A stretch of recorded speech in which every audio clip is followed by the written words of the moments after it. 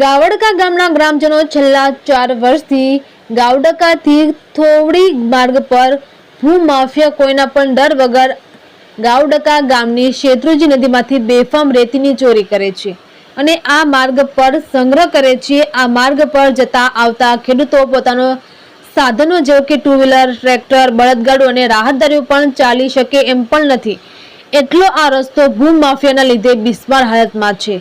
તો આ બાબતે અમોએ વારંવાર અમરેલી તાલુકા પોલીસ સ્ટેશન, ખાણ ખનીજ વિભાગ, એસપી ઓફિસ, નાયબ કલેક્ટર સાહેબ, જવાબદાર અધિકારી સાહેબશ્રીને પણ રજૂઆત કરેલ, તેમ છતાં આજ દિવસ સુધી કોઈ નક્કર પગલાં લેવામાં આવ્યા નથી।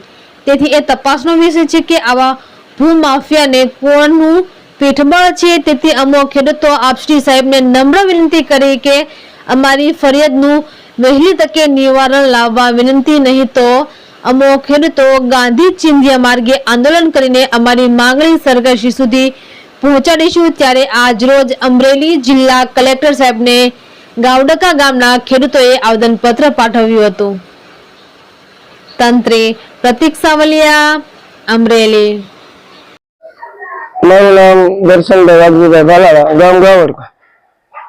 કલેક્ટર સાહેબને અરજી એવી દેવા આવ્યા છીએ અમે લોકો કે ઘણા સમયથી ભૂમાફિયાઓ શેત્રુંજી નદીમાં રેતી ચોરી કરી અને ગાવડકાથી થોવડી માર્ગ ઉપર સ્ટોક કરે છે, જેના કારણે ગાડાવાળાને, 2 વ્હીલ વાળાને કે ટ્રેક્ટર વાળાને વાડીએ જવામાં કે આવવામાં કે કોઈ પણ વસ્તુ લઈ જવામાં કે લાવવામાં બહુ તકલીફ ઊભી થાય છે।